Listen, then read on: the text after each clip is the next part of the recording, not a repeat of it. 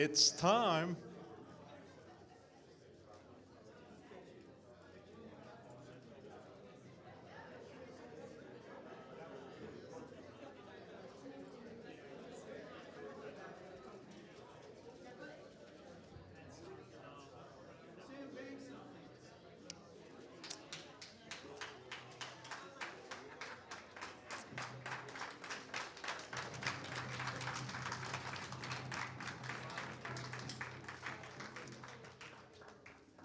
Thank you so very much. And we have a message from Robert. Hi, this is Robert Humphreys, District 13 past district governor. You know where you get answers about leadership? All those books? Well, you could read them all if you want. But what I would suggest, attend the Winter Toastmasters Leadership Institute. It's where we get to steal each other's ideas. I'll see you there.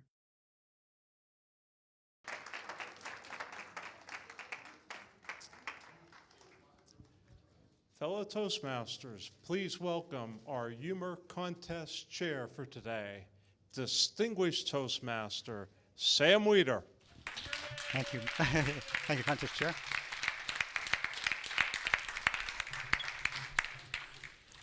Are we ready for an exciting cap to this day? Okay. This is an event that our contestants have been building up to over the past couple of months, one level after another. And so tonight and today, you get to hear the best of the best to entertain us. To get things rolling, first of all, I'd like to review what the speaking order will be. So if you'd like to follow along in your booklet. Our first speaker will be Lindsay Bean. Lindsay Bean. Number 2, William Walcott. William Walcott.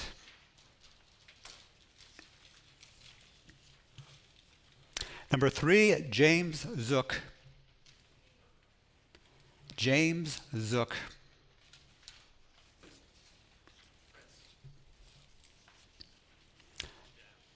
Four will be Jamil Andino Laboy. Jamil Andino Laboy.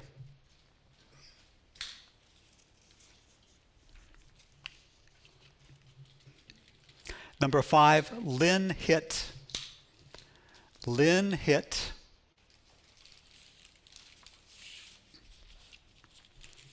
And number 6, who can guess who that is? Nana Hong. Nana Hong.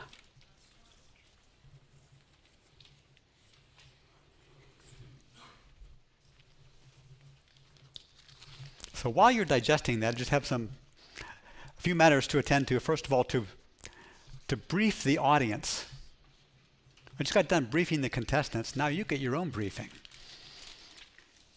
First of all, a reminder to turn off your phones, tablets, and anything that might beep. You're to remain seated while the contestants are speaking. And you're only to leave or enter during the moments of silence between the speeches. If you want to take any photographs, that should be done at the very end of the contest, not during the contest itself.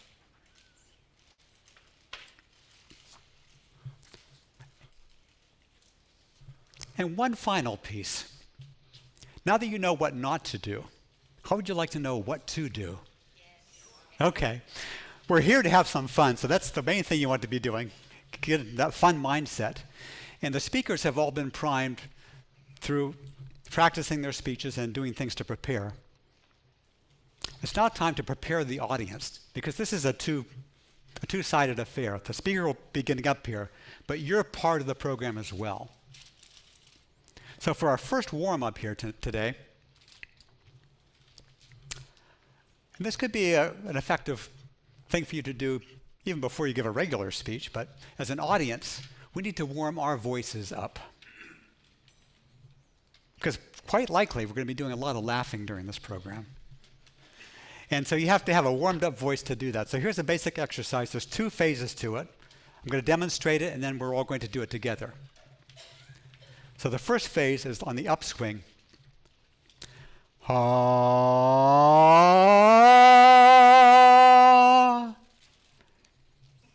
Simple enough, especially if you're mic'd. And then we're going to do the downswing, which is really where you get to exercise those laughing muscles. It's ha ha ha ha ha ha ha ha.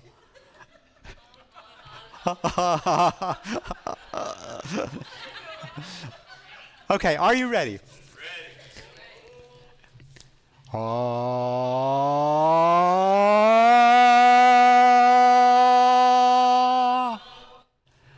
Ha ha ha ha ha ha ha ha. Give yourself a So that's the first component of your warm-up. The other part is what we'll most likely be doing during the course of this contest is applauding the fine work that our speakers are doing up here on the stage. Now, I know in Toastmasters you get a lot of experience doing that. Just during a club meeting, you're clapping all the time. A guest comes in and says, "Boy, you did a lot of clapping here. What's going on here?" Well, that was your warm-up for this contest. Now I want you to give me a demonstration of clapping and applauding in a way that you would like to be applauded in your wildest dreams. If you came up there at the stage and you did something fantastic and you really wanted the audience to fully show their appreciation of how great it is, in your wildest dreams, how would you applaud and respond? So,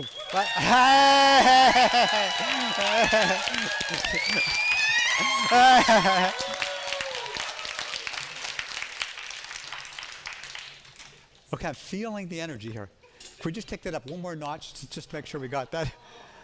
On three. 1, 2, 3.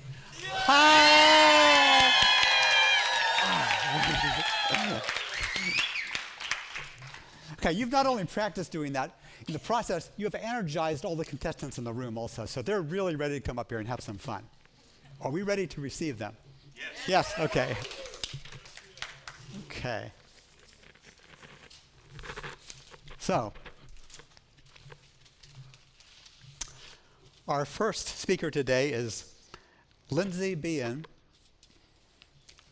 giving a speech called The First Day. The First Day, Lindsay Bean. You can ask me.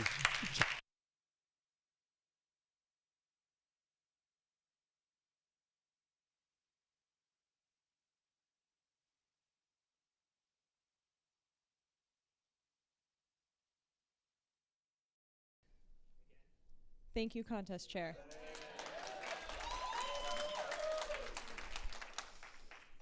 You're welcome.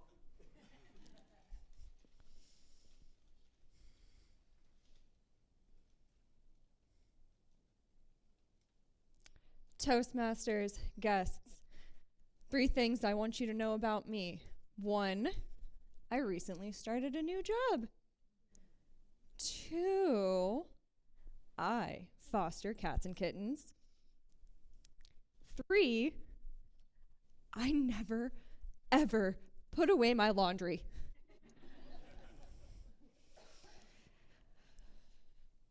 It was exactly 1 month ago I had my first day at my new job. I wake up refreshed, energized, good night's sleep. I want to make a good impression on my first day of work. So I wake up a little extra early because I have to go on an excavating mission.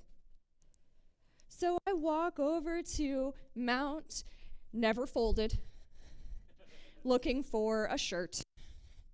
And I dig through the first layers of clothing rock, and I pick out a shirt I really like. Okay, shirt, check. And then I go back over to the other side of my bedroom. I'm like, here in Mount Saint Never Put Away. Grab a pair of pants, looking chic. Now I have to go over to Mount Vesuvius and pull out my footwear for the day. I put it all on, look in the mirror, looking good. This job is in person. So retro. What is this? 2019? Man. So drive my way up to my new office. Hello, Mr. Boss Man. Super excited to be here. Oh, so wonderful. Yes, first day, so exciting. So happy to be here. I'm settling into my desk, and I smell this acrid, kind of pungent smell. If you've ever smelled an adhesive, kind of an organic adhesive, and I don't mean organic like Almond Moms and Granny Smith apples and bananas, no. I mean organic as in contains carbon. It's got this kind of organic scent to it, but it's missing that sweet undertone that an adhesive smell characteristically has. I'm thinking, that's weird. So then I'm sitting in my HR onboarding, and I smell that smell again. Now I'm in a conference room, a few other people, but I smell that smell again, and I'm thinking, this carpet looks unstained. Maybe it's new carpet. Maybe I'm just smelling the new carpet adhesive. And then it finally comes time. I can no longer accept that I forgot where the bathroom is. It's my first day. You get there, and here's the water. Here's this person, bathroom's over there, whatever's over there. You forget, right? The time has come. I can no longer accept that I've forgotten. I have to be brave and find the bathroom. I found it. That's an important key on your first day, is finding the bathroom. I did it successfully. So, in the nice, private, luxurious space of a public bathroom stall, I smelled that smell again. Now, there's no carpet in the bathroom, luckily. And I realized, that smell is me. It's my pants. That smell is cat pee. And I flash back in my mind to Mount Satan Never Put Away and Mount Never Folded, and my little baby foster kittens who came from the outdoors and don't fully understand the concept of a litter box. These kittens have peed on the pants that never got put away. Awesome. Really, really wish that the pants had been wet when I put them on, because I would have noticed.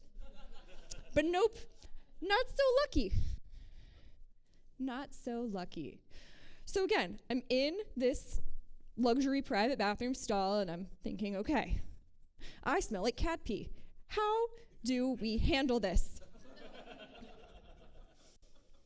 I could pull the fire alarm, but I don't know where that is either. See, it's my first day. Oh, important note. This is a medical device manufacturing facility with an ISO Class 7 clean room. I'm not allowed to wear makeup. Do you think I'm allowed to go in there smelling like cat pee? No. And I don't want to say, hey, boss man, nice to meet you. Have a little situation. Gonna have to go home. I don't want to do that either. So right, I could pull the fire alarm, but I think that might be illegal, and I don't know where it is. I could start a fire. I think they call that arson. I'm pretty sure that's still illegal. You get nice bracelets out of it, but I'm not looking for that. Don't need to go down that road again. I could fake a medical emergency. But I don't know that I could put on a convincing seizure.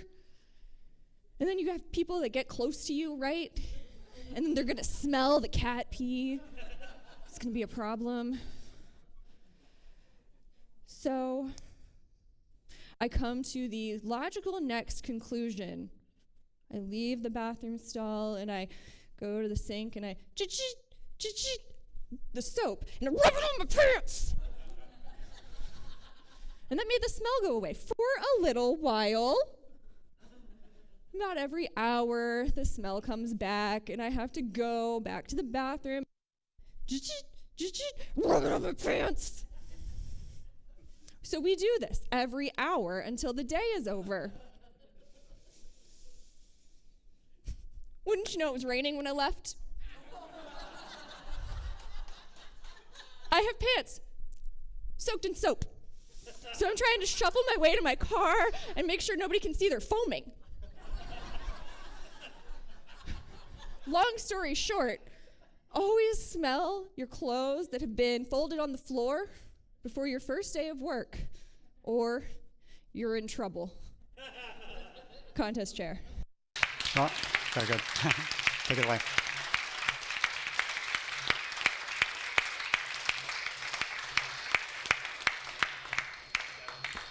We'll now have a minute of silence while our judges are completing their ballots, so be still.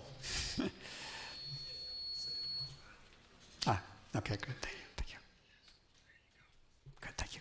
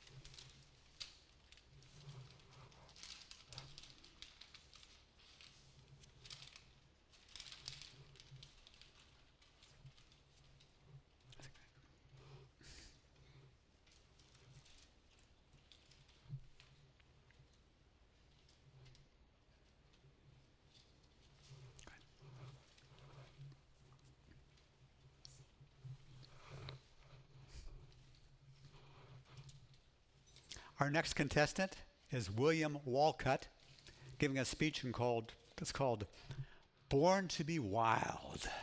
Born to be Wild, William Walcott.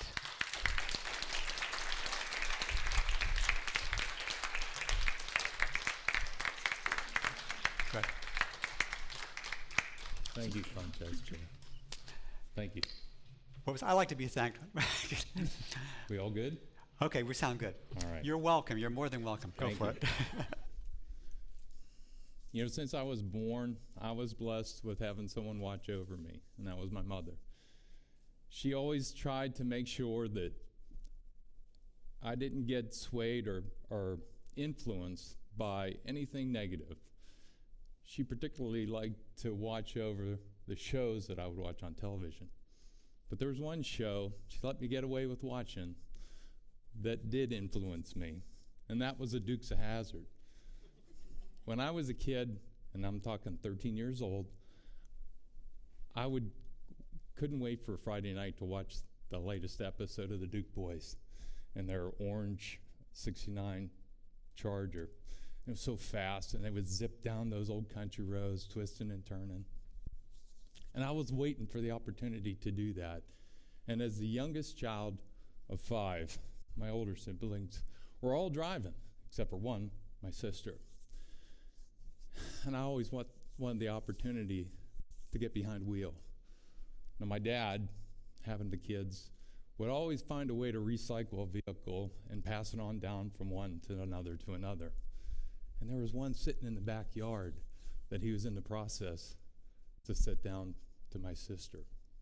Now she was 15, and she still had to be picked up by my mom. And this was in the summer, and it was a pretty hot day in August.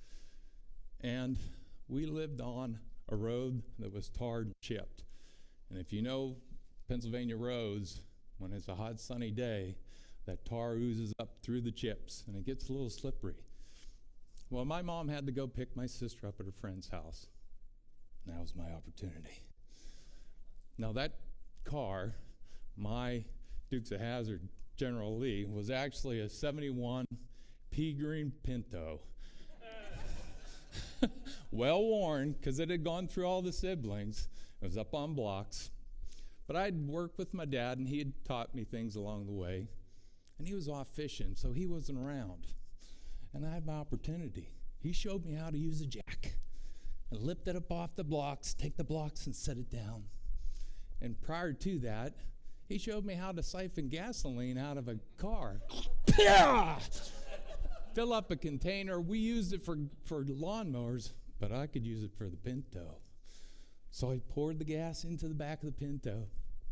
I had it up off the blocks, opened the door. I was ready to go. I had the keys in my hand. And there was an old 8-track tape sitting on the floor. And I picked it up, stuck it in there, turned the car on. And it was a song you may be familiar with. It's from Steppenwolf. You remember this? Yeah, out on the highway, looking for adventure, and whatever comes our way. I could feel that song was inspiring me. So I started up that old Pinto, backed it out, and got it up on that tar and chip road on that hot August day. And I started scooting down the road. And we have a twisty, turny road with valleys on either side. And being a 13-year-old, you might not have the best perception on the road and not really be aware of the speed that you're going. And we had a turn that I took a little slip on there, and I thought I was doing good. Spun around the other turn, and there was a little valley crested over it. And I'd spun around and down. Woohoo! The front tires were off the road and heading down to who knows where down in that little valley. But my dad taught me other things, like how to get a tractor unstuck. And you would kick it in forward and reverse and forward and reverse. And I finally got it out. My heart was fluttering. I was looking at the time. I still had time. I'm heading back home. So I pulled it around and I headed back home, got around the house, right near where the blocks were. And I looked at the watch again. By this time, my heart had kind of settled down. I still had a little more time. Let's give it another go. So I pulled on around the bend, slower around the bend this time. And towards the end of our road is a crossroads, and there's cornfields on either side. I'm having a good old time, and I see a car coming. I've never crossed paths with a vehicle before, and I look, that looks a little familiar. Oh my, that's really familiar. It was my mom coming back with my sister. And what's a 13-year-old do? They do something smart. You hide. So I hucked underneath the steering wheel and drove right past my mom and my sister. My sister's going, he's going to get up. He's going to get up. I didn't get up. And I slid the car, luckily veered off to the right into the cornfield and came to a rest. I was still tucked underneath the steering wheel. I don't know why.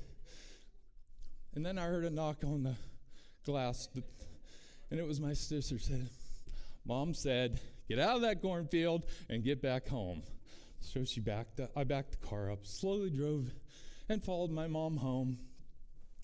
And I came, parked the Pinto, met her in the kitchen, and she said, put those keys on the counter now. So being a good kid I set the keys down. But, Mom, I had a spare set. Contest chair. Very good. Thank you.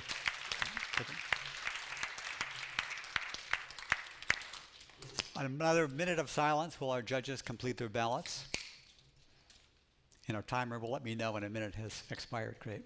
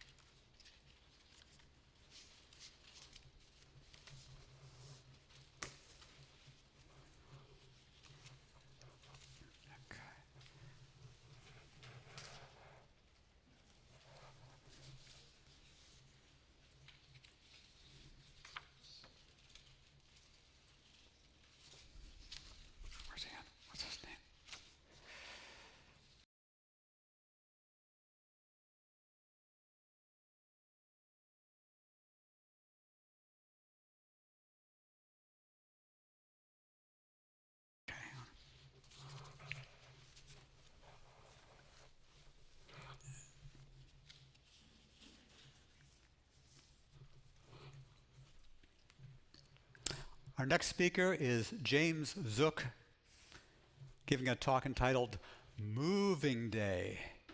Moving Day, James Zook. Thank you, Contest Chair. You are welcome. Go for it.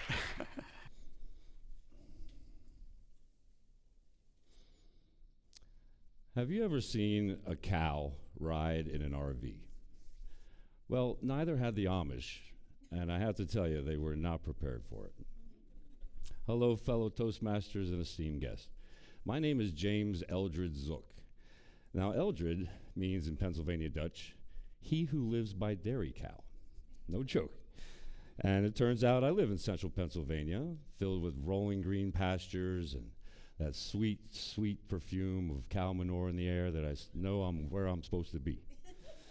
We have this little town, and they always have this Amish auction every Friday. And I always was curious what they did there.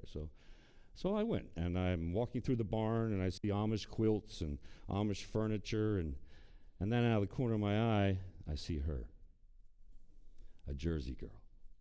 Big brown eyes, long eyelashes. And if you don't know what I'm talking about a Jersey cow. And if you don't know what a Jersey cow is, I'll let you know they're the supermodels of the bovine world, right? It's like finding a Kardashian standing in a pasture. Right? And I was smitten. I said, you know what, I'm going to name her right now. And of course, everybody names their cows Bessie, right? But my grandmother's name was Bessie, so it didn't seem appropriate. I looked at her again, and she flashed her eyelashes, and I said, you look a lot like my ex-girlfriend, Jessica. So I went with Bessica. Seemed like a fair trade. And I'm going to stop right now and let you know, Jessica, if you're hearing this, I'm not calling you a cow. Right? That was part of the misunderstanding we had sometimes. Right? So next step is I got to go up to the big desk and talk to Jebediah and get a placard and a number. And so I did that, and then found my way down to the grandstand and sitting amongst a sea of black pants and straw hats, and I had to win her, right? So they brought her out, and me and a friendly guy named Elijah, we had a little bidding war, and eventually I got Bessica. So what's next? So I go up to Jeb, and I said, what do I do now? And he's like, well, you get your livestock trailer, bring it around, and we'll load her up. I said, well, Jeb, I don't have a livestock trailer. He's like, well, what do you have? All I got is a Winnebago. And he's like, well, I don't know what that is, but you go ahead and get it and bring it around. We'll load her up. I'm like, all right. So I go out, and this is not just any Winnebago. It's like a sleek aerodynamic. It's not boxy or anything. It's what you want to go cross country or live out your retirement dreams. And on this day, the very first luxury cow transport. So I pull it up, and I'm leading Bessica up to the side door, and she enters like she's checking into the Doubletree Hilton. I mean, she's got style and grace. And I look back, and I look at the fellas, and these gentlemen, they spent a lifetime mastering the art of cow transport, right? And they were chuckling, a couple sneers and snickers, but one fella, I think he tipped his hat and said, well played, sir. So I got her situated in the back, and we're off, and I'm driving, just a man and his cow on Route 322. Right? And if you think it's interesting, it was, because the first pothole I hit, I heard, "Meow." And every time I took a turn, it was like, "Meow." It was like she was backseat judging my driving skills, not unlike Jessica. So, and also, I know you might ask later, but she was a perfect lady, left nothing behind, and I got her home. And we had a pretty good time, a couple years. We had some good adventures. But she was a little high maintenance for me. I didn't mind getting her hair did every month. There's horse people who can do that, right? But we ran into some trouble when I had to get the mani and pedi. And you have to get both. You got to get a manicure and a pedicure. And I don't know what those ladies were saying, but it was not good. So yes, this story seems utterly ridiculous. But it's all true, except for the nail salon. And what happens is that Winnebago ride, the takeaway, is that was practical, but absurd. And sometimes when you put those two elements together, you can create a really great story. And I collect stories. Some people collect stamps. Some people collect Pokemon cards. I collect meaningful memories that make people say, wait, you did what? So I want to ask you folks, next time you're in a situation, ask yourself, would this be more fun if there was a cow involved? And I will tell you, the resounding answer is no. Contest chair. Okay. Good. Once again, a minute of silence for our judges. Okay, Jacqueline.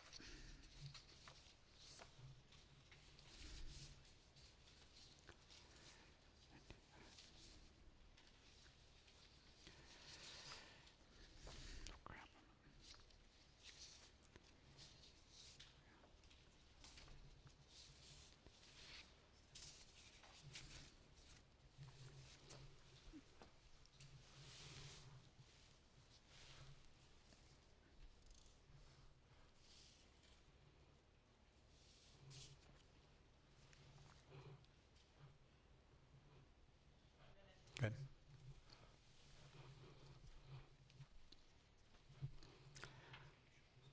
Our next speaker is Jamil Andino Laboy with a talk titled The Life of a Junk Drawer.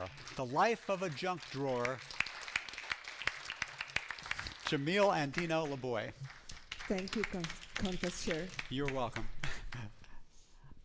Fellow Toastmasters and guests, today we're diving deep into one of life's mysteries.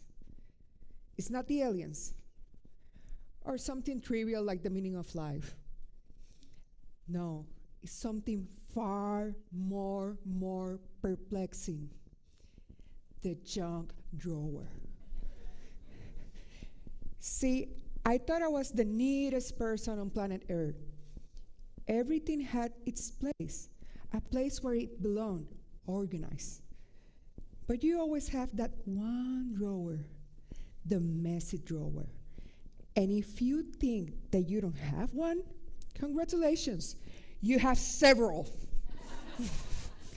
Now let's get into the origin of the junk drawer. Once upon a time, there was an empty, clean space.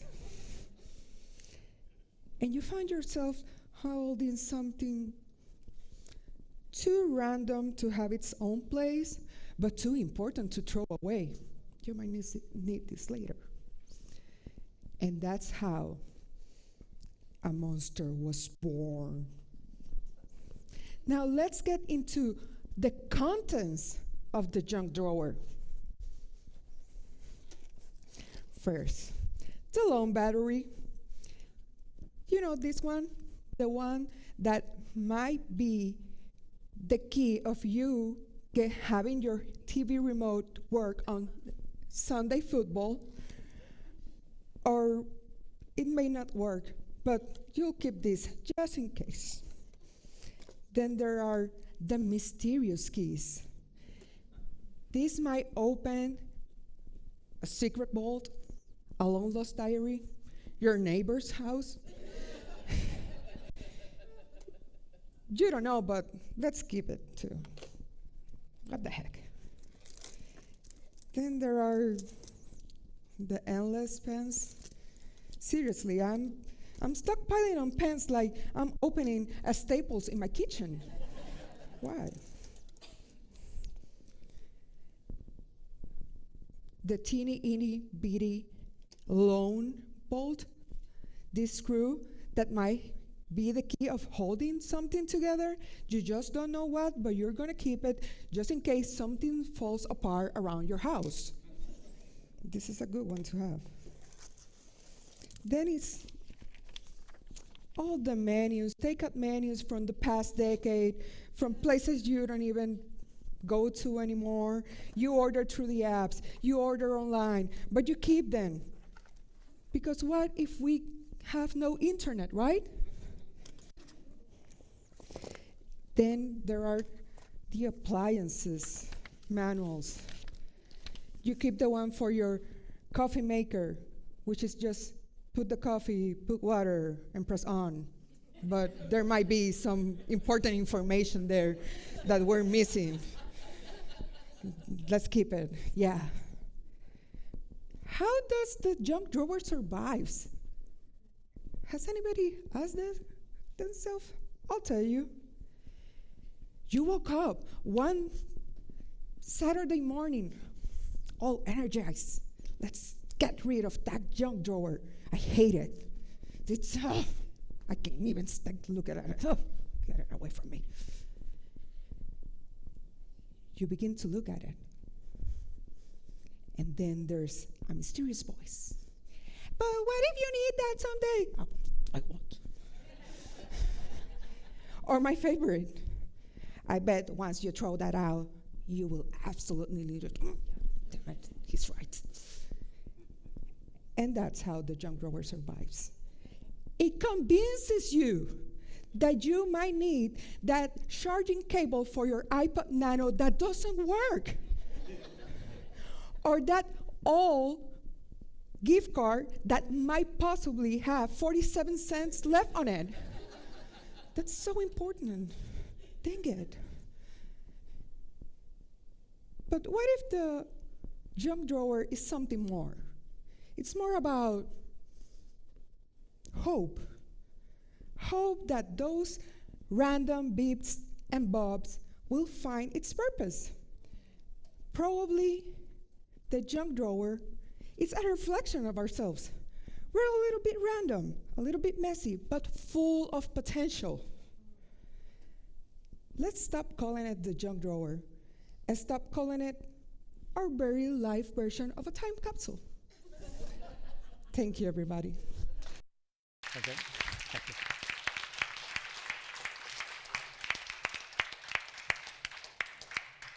Another minute of silence to get in touch with yourself.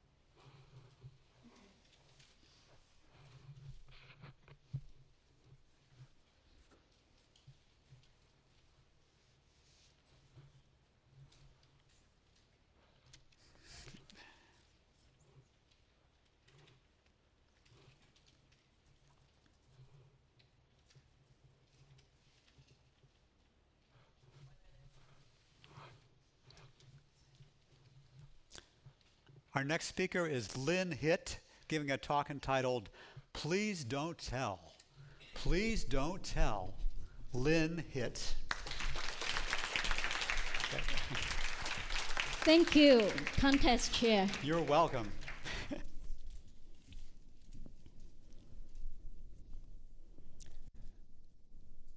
Raise your hand and say yes if you ever had a secret. Wow, quite a few. What if you have this uncontrollable urge to tell because you can't bear the burden of keeping that secret anymore? Where to go? Who to tell? Are you a Victorian Secret lover? Anybody? Admit it. You know, you can come here and tell your Victoria's secrets at Toastmaster meetings. I'm sure Toastmasters would love to give you an evaluation on your body language. Well, speaking of body language, aging seems to be a very sore subject in my household these days. My husband and I, Mark, try very hard to keep our body function well. So far, all our body parts are still originals. No fake face, no shoulder surgery, no hip replacement, no knee surgery yet. Thank goodness I do this Japanese zombie jump to keep my heart pumping. Mark does his Chinese Tai Chi to keep his knees moving. Thank goodness. We are such a different people. He is still living in 19th century with Charles Dickens. It's the best of the times, it's the worst of the time, and wishing me to be more like Jane Austen. While I'm still trying, living in 21st century, to figure out with AI if he can help me to cook. Not just giving me those useless recipe that I don't know what to do with anyway.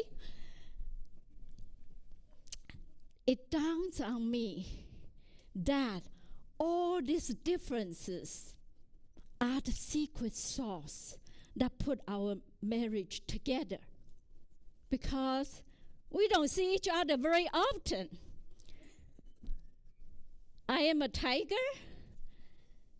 He is a horse. Very slow, methodical, and tiger, fast, and very aggressive. He's a early bird, I'm a night out. He eats cheese, I eat tofu. He got hot flashes, I am cold shivering all the time. So you get the picture. Every perfect marriage has its own little glitch. This is what happened. Can you move over? I need to get up and pee. Oh, not again.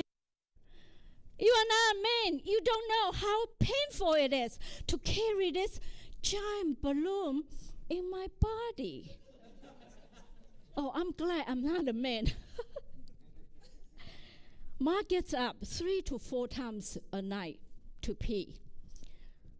When he gets up, it was like magnitude 7 earthquake shattering the bed. When he comes back, he can fall asleep before his head hits the pillow, while I toss and turn like a dry fish, fly alive on bed, sleepless. Aging, it's unavoidable. But if I have to sacrifice my beauty sleep to turn ugly, it's terrible. One night, after another sleepless night, I was so afraid I would turn from this eye candy to an eyesore. So I said, honey, I can't do this any longer. Shall we separate? Sweetheart, it's unbiblical. I think we should keep our marriage carried to the full term until death do us apart. Oh, honey, I mean to get a separate bed. Oh, that was easy. So now we have a separate bed in a separate room. We turn from soulmate to roommate to housemate. Everything is casual now. No pressure, no sleepless night. We go on a one-night stand. Or Dr. Days, that's even better. He takes me to the colonoscopy. I take him to the chiropractic. Occasionally, we have this hard days to go to Chinese massage. 2 Chinese masseuse work on us on a separate bed in the same room under the dim light, while I can do my beauty sleep peacefully. Now, I sleep upstairs with my smartphone to get smarter. Mark sleep downstairs with his cat in peace.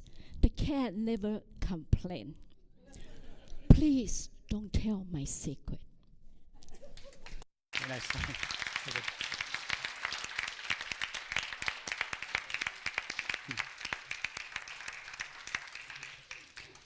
A minute of silence for our judges. Okay.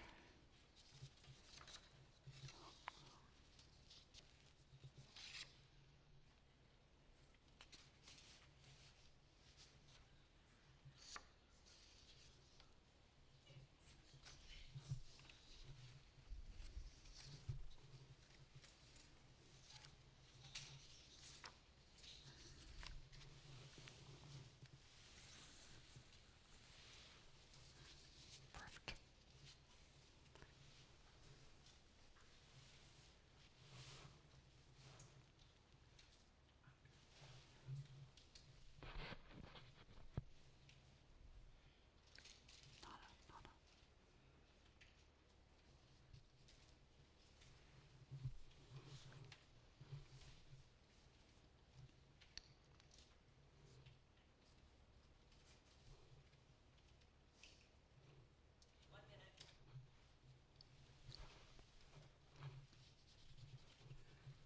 Our next speaker, Nana Hong, The Piano War.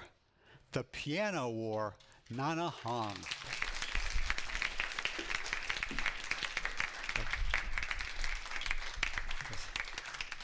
Thank you, Contest Chair.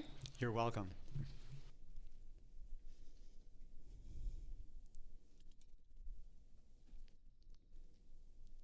Fellow Toastmasters, guests, and Contest Chair, have you heard the phrase, music is the language of love? In my family, piano, specifically piano practice with my 6-year-old son, Jasper, is the language of war. Especially when the piano teacher makes daily practice as my homework to do as a parent. Every time Jasper doesn't play well in class, the teacher will look at me like this. That's shame on you. Look, I got embarrassed so much that I want to hide under the piano bench. So, every day at 5 o'clock, the war begins. I shout across the room, Jasper, time for piano. And oh, Jasper here is, time for torture. And then he runs, I chase. He zigzag, zigzag, zigzag around the dining table. I zigzag, zigzag around the dining table. And he hides in the corner of the couch. And I chase him, catch him like a Pokemon. Finally, after what feels like a full workout, the running, the wrestling, and the weight lifting, I dragged him and placed him on the piano bench. I open the book. My mind goes, let the practice begin. And he sits here,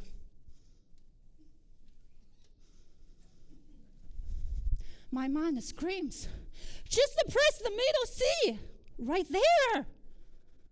But outside, I have to be this kind, patient, loving mom. Sweetheart, are you ready to begin?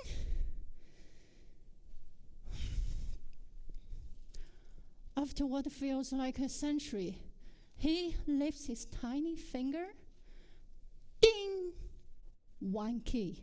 Then he looks at me, says, Mom, I'm tired. I'm hungry. I'm thirsty. I need to go to the bathroom. At this moment, all I can think is the piano teacher's look. That's when I know I needed a strategy. I have a PhD, a professional. I am a problem solver. Surely I can outsmart a 6-year-old, right? So I came up with 3 plans. Why 3? We're Toastmasters. Plan A, punishment. Jasper, no piano, no ice cream, no piano, no screen time. That felt so good, powerful. Except Jasper just sits on the floor and starts to cry. He cries so loud. It's like a full opera performance on the floor. Okay, Jasper, you win. I failed. Plan B. Let's see where this goes. Jasper says, Mom, let's play together. I'll teach you how to play piano. Oh, teaching is a form of learning. Let's do it. And there I was, pointing the notes, counting the rhythm, and pressing the keys. 4, 5 minutes. Then I realized, wait a minute, I was practicing the piano the whole time. Where's Jasper? Nowhere to be found. I failed again. Plan C, bribery. Another name, commonly known as the reward system. Jasper, how about this? If you play piano, I give you ice cream and screen time. Deal? Deal! It worked! He practiced. I thought I cracked the code. Except it has a little bit side effect. Because the next day, he looks at me and said, Mom, 15 minutes of iPad time is not enough. I want 30. Okay, as long as you practice. And don't tell Daddy. And yet, last Saturday, Jasper played in class. And for the first time, the teacher smiled at me. Not that shame on you look, but well done, Mom look. I see it's worth it. So my verdict, plan A ends up with crying. Plan B ends up with me practicing.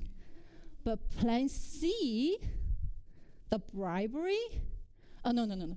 The reward system, it works. It has unlimited potential for a shameless parent like me. Not recommending it, with the side effect. But between you and me, it works. It works. Contest chair. Thank you. Good.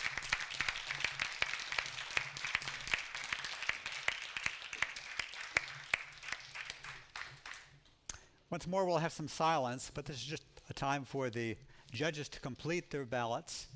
And when you have filled out your form, hold it up, and one of the timers or a judge will come and pick it up for you.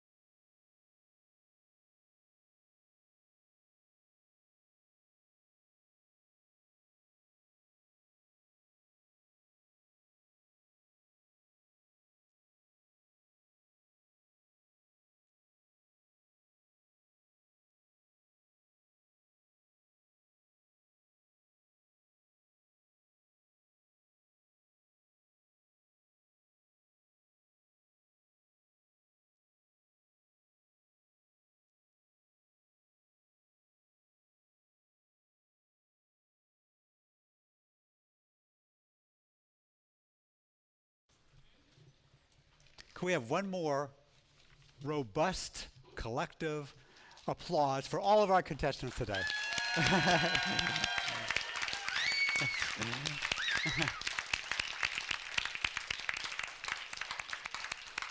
Well done. I did not envy the judges. They have their work cut out for them, but we had a good time. That's the important thing here. This time I'd like to have a short interview with each of our contestants so we can get to know them a little bit better. And I'll go in the order of speaking today. So our first speaker today was Lindsay Bean. Good.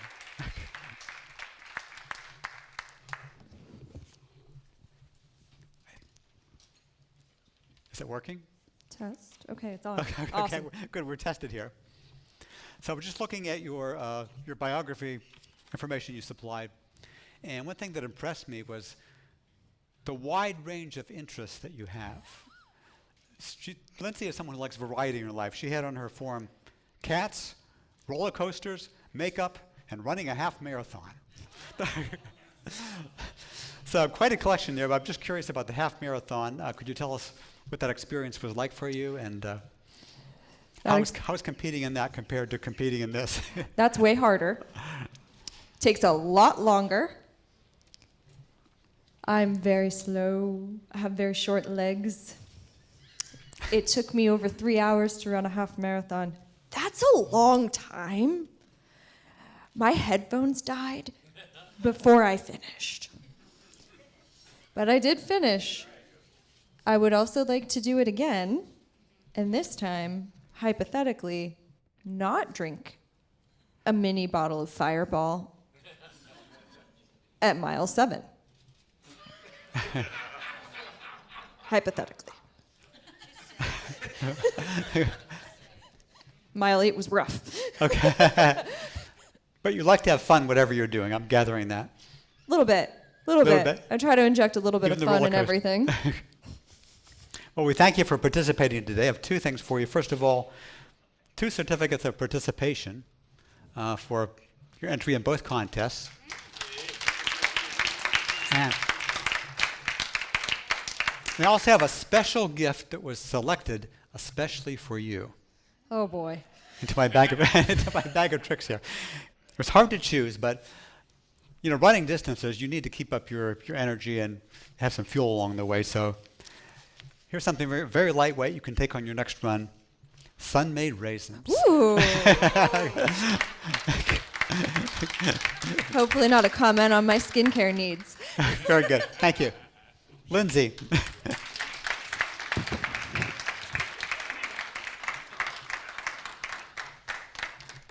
Our second contestant today was William Walcott. Come on down.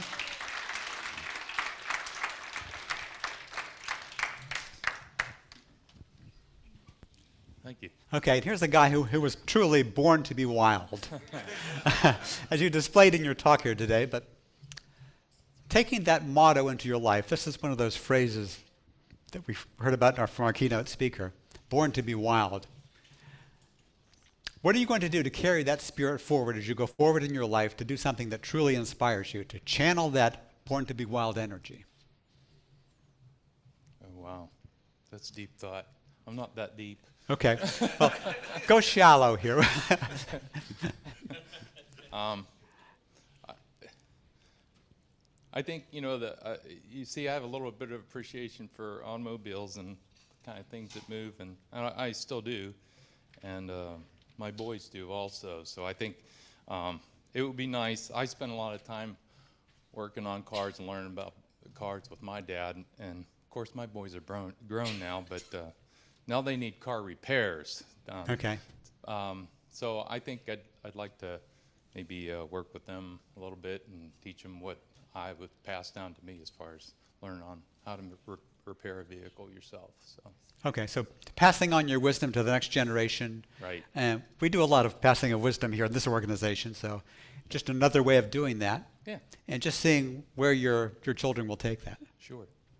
Well, we have an appreciation of you. We have a certificate of wrenches in there. participation. And in fact, we have another gift that was you. selected especially for you. Yeah. I put a lot of thought into this. I bet you have. I'll reach deep into my bag of tricks here. And, you know, to advance in your life that way, to be wild, it really takes a lot of energy. You need a little pickup once in a while. You gotta pick up energy. So what perfect way than some sun-made raisins. Good man. Okay. Good man. Thank you. Okay. Take it forward.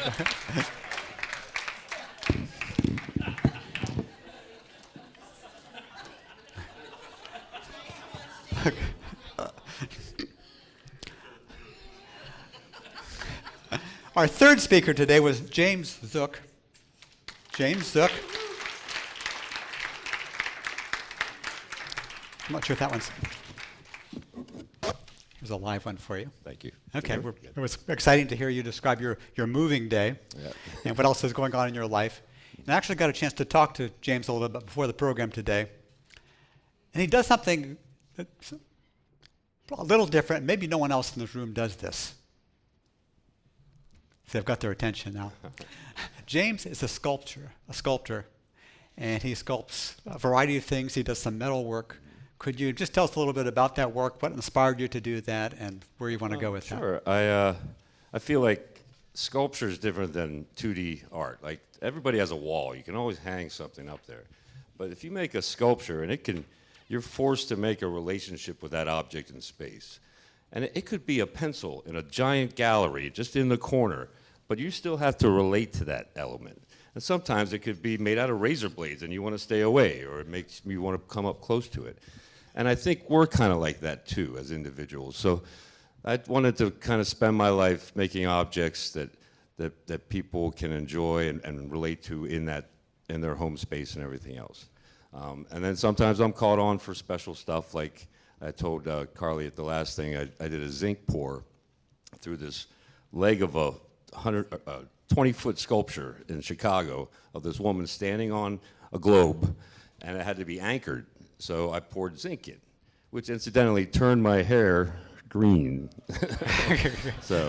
But I have to grow it out for a little bit. But yeah, that's what I like to do.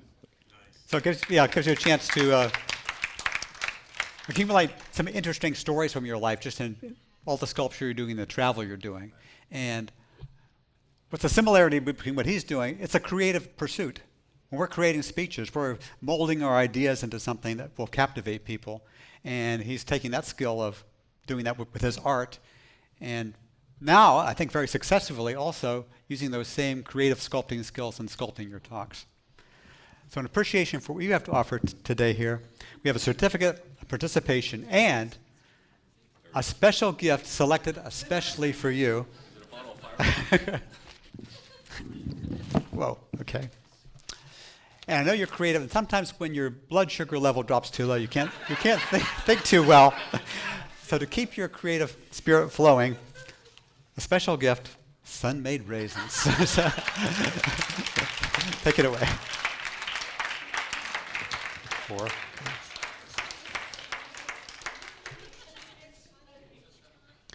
Our fourth speaker today was Jamil and Dino Laboy. Jamil?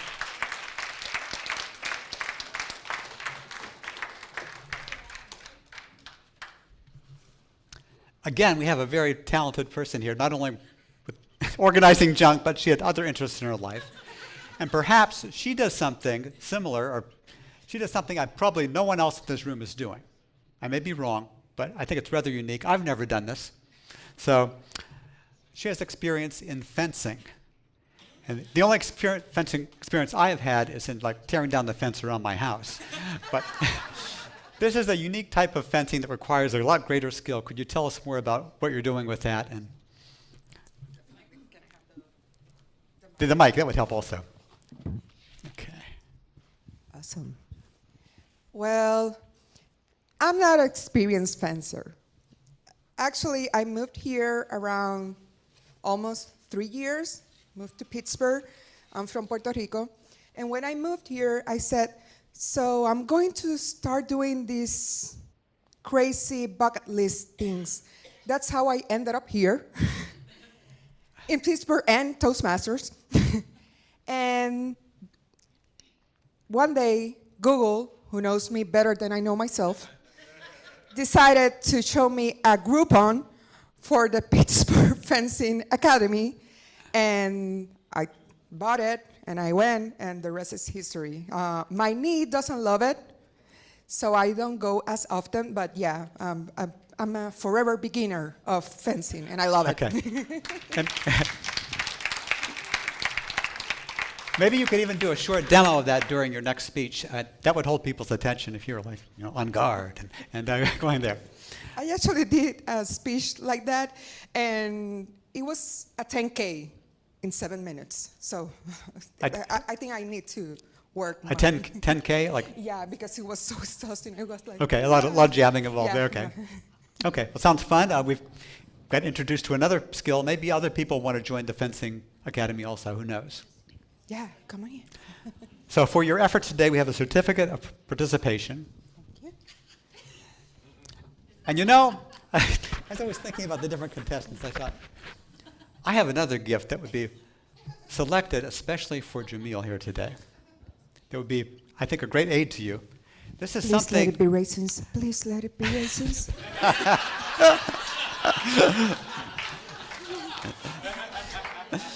Something that would not only be uplifting to you when you're fencing, but I think would be a wonderful addition to your junk drawer. As you're going through all that, you need some energy to sort that out. And this would fit perfectly into that drawer. Sun-made raisins. Okay. Very good, thank you.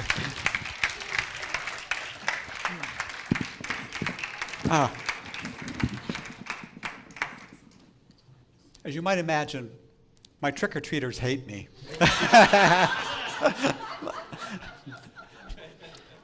I started giving out raisins a few years ago, then after a while, they didn't come anymore. Okay. Our next contestant was Lynn Hitt. She's still Hitt?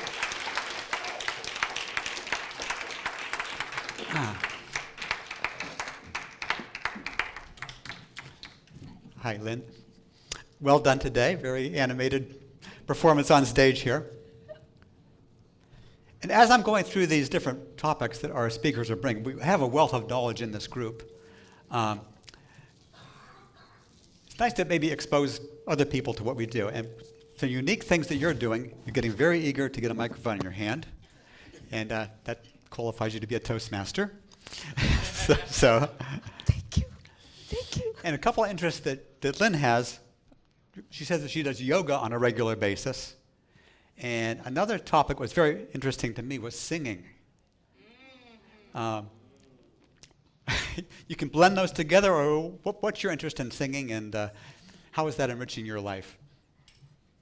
I wanted it to be a singer when I was very young, but I had a terrible stage fright. So I can never sing well on stage. So the rest, So that's why I'm not a singer now. Yes. You want me to sing? Yeah. Actually, singing. Would you like to sing? To celebrate our day, just a short phrase. This song came to me recently. It's an old Taiwanese song I haven't heard for a long time, and to celebrate how sweet today it is.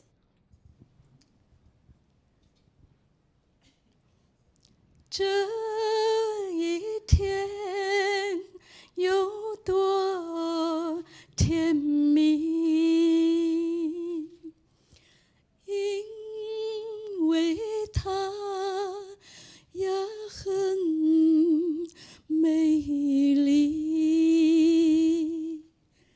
一天的夜晚，在咖啡店里，偶然的遇见了你，你忘了问我，我住在哪里，我也忘记了问你。Very well done. Okay. I think Toastmaster cure my stage fright. I may be able to go back to be a singer Okay, you have inspired her. at the old age. Okay. I haven't sing for a long time in public. Okay. I only sing in swimming pool. You go- I do. The lifeguard one day came to me. Hey, is that from your phone or you? I say, do you want me to tell you the truth? It's from me. And then he said, oh, it's beautiful. Okay. Good. So you've inspired us here today. And really, I want Do to. I have my raisin? You're getting some other things here. So. How do you know The- raisin is my favorite? Oh, I had a feeling. Okay. So we do have your, we have your certificate here, and I want to also congratulate you for introducing an idea into the minds of our audience members here today, is that singing can be great training for speaking, because it actually trains you to use the full range of your voice and to also express emotion. And you just notice the emotional quality of her voice when she was speaking. This will also spill over into your speaking. So one of these times we're going to have a good old-fashioned sing-along here and see what we can do with that. In the meantime, she has her certificate, and she did wanted to impart a message today is that we want to bring more sweetness into her life. And so I'd like to give something to remind her to bring more sweetness into her life. Sun-made raisins. Thank you for your sunshine.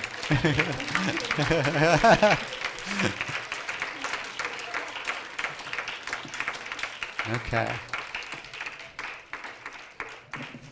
Our final speaker today was Nana Hong. You think I would get that right finally? Nana?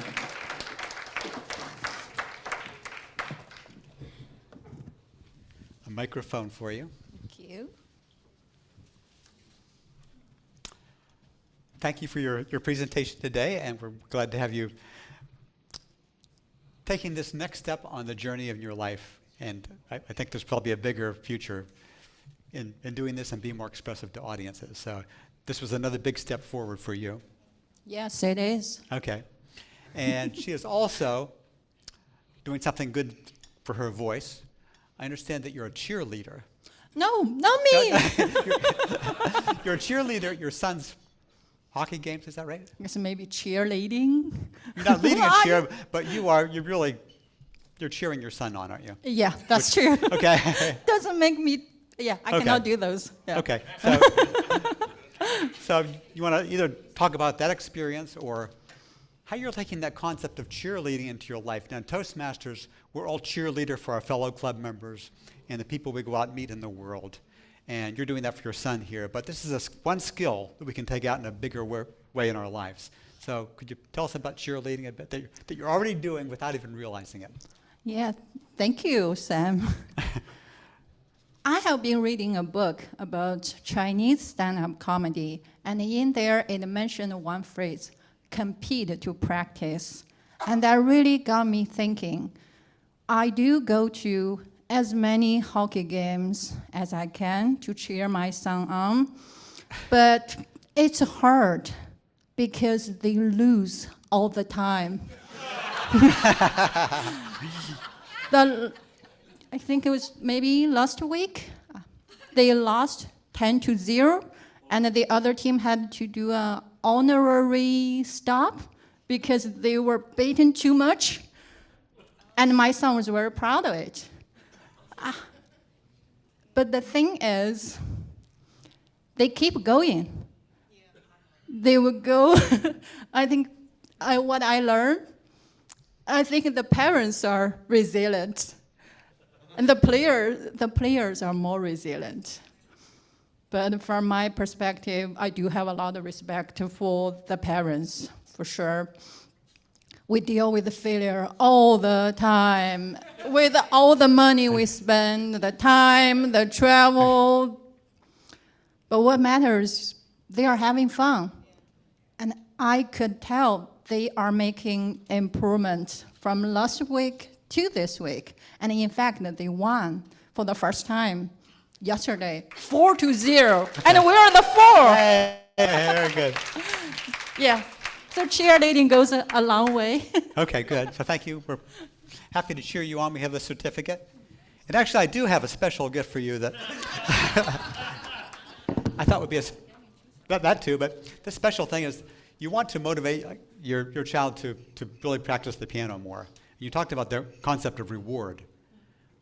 What if you had like a little reward to give him each time he did a scale or played a song? Wonderful. And this will satisfy your hunger also. And just give him a raisin or two each time he completes a song, and he will be motivated and thinking about raisins at the same time. Okay, thank you. Okay.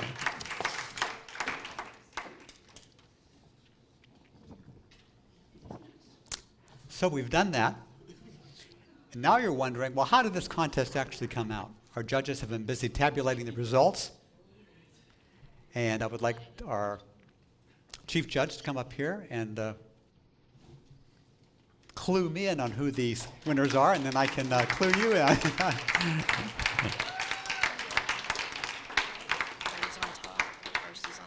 Third, second. Okay.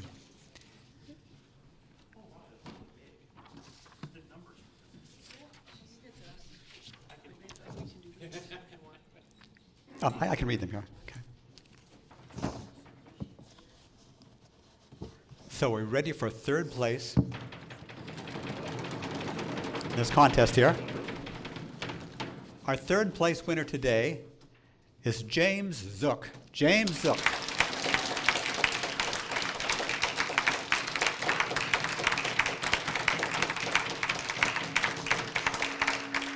Good. Good. We're doing a picture here? Okay. Well, okay. Wait, I gotta get this out. The true prize.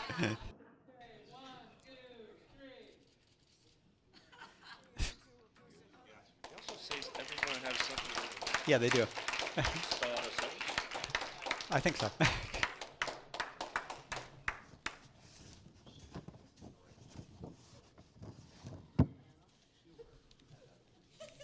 Our second place finisher today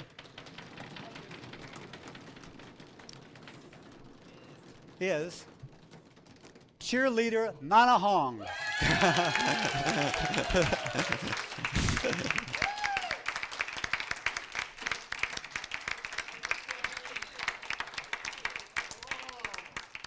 Good. Well done. Thank you. Okay. Okay. No raisin here.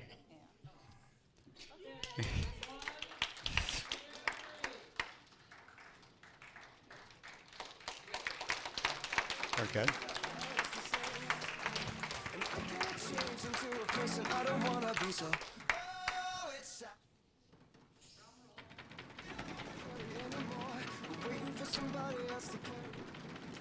And the winner of today's contest is future singing superstar Lynn Hitz. At my door, all the people I know are who they used to be. And if I try to change my life for one day, there would be nobody else to save. And I can't change into a person I don't want to be, so oh, it's Saturday night. I pray for the wicked on the weekend. Mama, can I get another amen? Oh, it's Saturday night. Swear to God, I ain't never gonna repent. Mama, can I get another amen? Oh, it's Saturday night.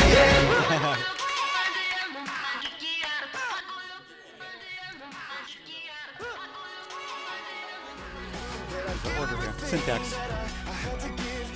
All people in the back. Okay. Saturday night. I pray for the wicked on the weekend. Mama, can I get another amen? Oh, it's Saturday night. Swear to God, I ain't never gonna repent. Mama, can I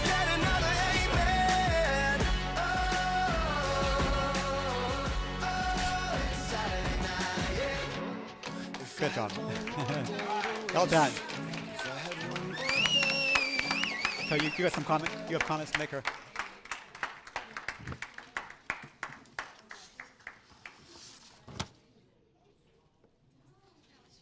So finally, I'd like to thank all the officials that have been involved in this contest to help us run it successfully, our timers and our counting people, Chief Judge Kathleen. Wonderful job of getting things organized here.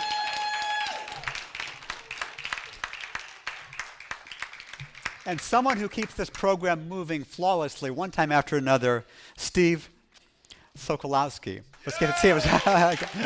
Yes.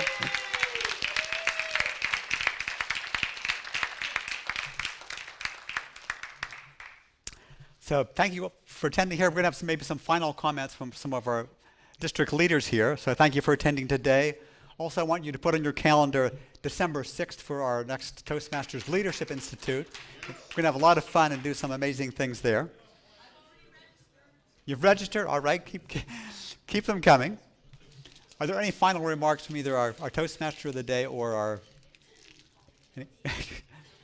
district leaders?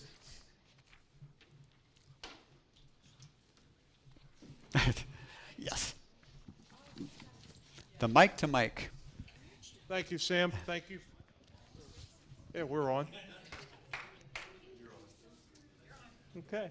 Thank you, Sam, for chairing our contest. Okay. Thank you. They've got some electronic doodad thing there you can do with your phone, because I use a flip phone, so I'm not sure what in the world that is. But most of you do, so if you want to do an evaluation, click on that thing and do whatever it does. Madam Program Quality Director. Come on, let's appreciate our Toastmaster for the day. Distinguished Toastmaster Mike Dalton. What's that? I'll come back for later. Okay. There are a couple things we need to do. I'd like to invite our district director and our club growth director up here with me, because there are some appreciations we need to give. But before I go into the few of many appreciations we ought to give, I'd like to appreciate several people. But before I do that, I'd like to remind us, one, to please scan this QR code and do a survey for this symposium. It may be the last one for District 13, but it should not be the last one of us evaluating ourselves, giving feedback, and getting better. So I encourage you to complete the survey, and I promise you the committees that go forward, they will take into consideration what you say. So the bottom line is, what you have to say is important. It matters. So thank you for completing the survey.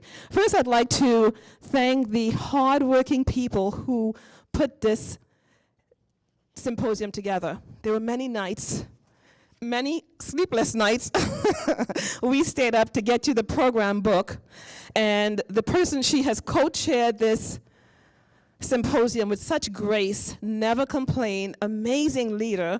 And though she may have been a Toastmaster for just about 1 year, it shows you that you being a Toastmaster for any short period of time does not take away the greatness that you bring to this organization.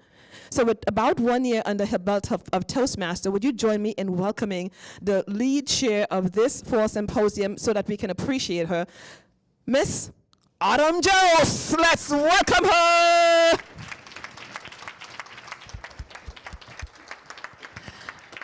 And would you guys say this has been a great symposium, well planned? Well, yes. So with that, we'd like to also present her with this ribbon of excellence, leadership excellence. Again, we are cleared for takeoff, our journey to leadership excellence. Autumn, thank you, and can we get a photo? Thank you. Stay close, and the next person we'd like to appreciate is the co-chair of this committee. Wow, these ladies, when I couldn't do some things and wondering, oh, how are we gonna get this done? They were already on it, and they made it happen. This morning, I got up late and got down here, and they had everything. They just ran like oil. Well done. Would you join me in appreciating none other than Miss Helene Gamgang. Kathy Douglas. And something just fall there. And Douglas, you may present her with her Medal of Excellence. Her Medal of Leadership Excellence. Thank you, Helene and Autumn. Great job. And would you please join us to... Your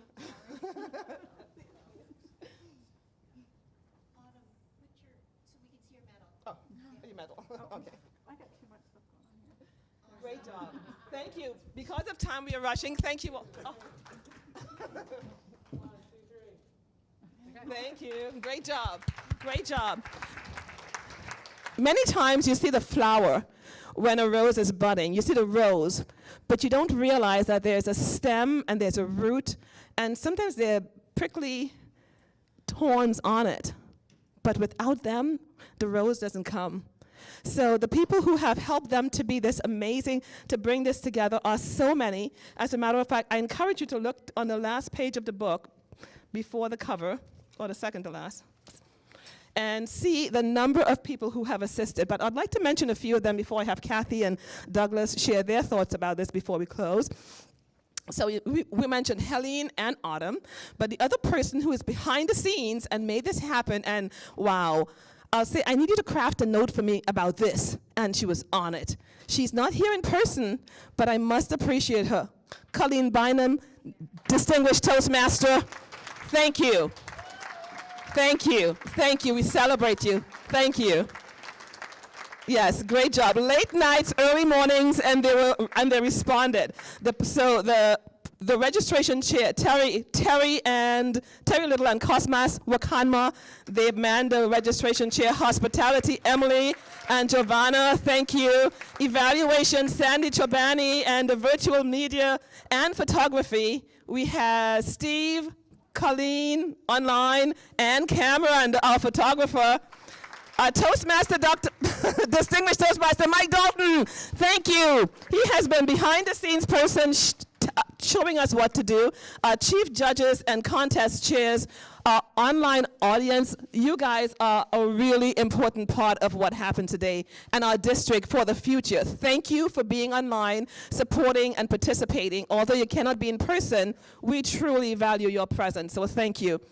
And our division and area directors. These people are sometimes not always appreciated. I'm so glad our district director acknowledged them during our ceremony, but they are the ones who lead our clubs, who take care of them, and work hard behind the scenes. Thank you. Can our division and area directors stand for a moment, please? Can they all stand so we can appreciate them? Thank you. Thank you. I bow to you. I bow to you. Thank you. Thank you for all you do to make our district and our clubs great. Thank you so much. And now I'll let our club growth director and then our district director, and before I made my final announcement, club growth thoughts you'd like to share with us, including Winter TLI. Including Winter TLI. You saw the announcements from our committee, from Bob Humphreys and his team. December 6th, you should absolutely go. It is a wonderful opportunity. I want to take a moment personally to thank Sharon for all her hard work for this symposium. It would not have happened without you. And all of the other people that have already been thanked. I know that Kathy's going to do the same thing I'm about to do, so I'm going to keep it short and sweet, and I already got to talk to all of you. But to all of our speakers, wonderful work today. Bravo. Bravo. All of you consider taking your talents to mentor others. Who are the new Toastmasters that you can help get better at this? And who can you bring next time to TLI and to the spring conference, which is coming up much closer than we think it is? Thank you so much for being here. I now turn the mic over to... So thanks all of you for coming and being here today. This was a very special fall symposium because we finally got fall contests back, and I'm so happy that so many people worked extra hard and extra long to make that happen. And if you did get a trophy today, I have boxes to put those in, so come see me. And I especially want to thank my team, Thanks for being here. If you are an area division director and you don't have a badge and a ribbon, come see me. I have all those. Everyone else, can't wait to see you at TLI, to see you at Spring Conference, and just to see you at your club. Invite us for a visit. Let's have an open house. Let's share what we have with others. And did anybody have fun today? Did you have a great day? Yes. Did you love this venue? Then let's all give our thanks to our leader of this event, our program quality director, Sharon Imes. Thank you, ma'am. Our dynamic, distinguished district dynamic distinguished district director. 4 Ds. I like that. Thank you, Kathy. Now, before I go there, 2 things I'd like to do. One, we have some really special people in this audience with us. This is our final event, final Fall Symposium as District 13. But we are so grateful, I'm looking at one of them, right? We are so grateful to have some people from District 10 who will be aligned with us that would allow us to be called District 219. Would you please join me in appreciating Mr. Greg Danko? And I love it because we are already collaborating because he has been a timer for the contest, so thank you. He came to work right away. And to my left, he is a person who works behind the scenes so often, but it's been such a blessing. He'll send me a text with 3 lines, and it'd be so important. Mr. Ed Holler! And there is someone else from District 10. There's another person from District 10. He left early, okay. Now, this, you enjoy the presence of what took place, but there's someone behind the scenes who allows me to do this. If you knew the sacrifices we make as a couple, or he makes so that I can do this and be here for you, you'd be shocked. Cooks, cleans, help with, and works full time. We run a couple businesses. So he does that, plus helps me in the house so I can have time to do things like this for Toastmasters. I do not take it for granted. Thank you, Mr. Imes. Thank you, Gary Lee Imes. Thank you for allowing me to shine while you stay in the shadows. Thank you. Thank you. You'd never imagine his sacrifice. Okay, with that said, there's some people I did thank you. Carly, thank you for every single person. Fact is, this event wouldn't happen without you. So I thank everyone else, and I left you for last because, yeah, there's a level of gratitude in you showing up, in you registering, in you coming out, in you participating, in you encouraging others to come out. You are the people. You are the ones who make this district a great district that it is. And from the bottom of my heart, I say thank you. See you at Winter TLI. I believe Steve has something he's going to put up so we can all register for that. And there's an early registration. Where is, okay, Mr. Winter TLI contest chair, Mr. Robert Humphreys. Is there something you'd like to say from right there? Come on out, I'll see you on December 6th. December 6th. See, until then, be blessed and get home safely. Thank you all for being here. Thank you all.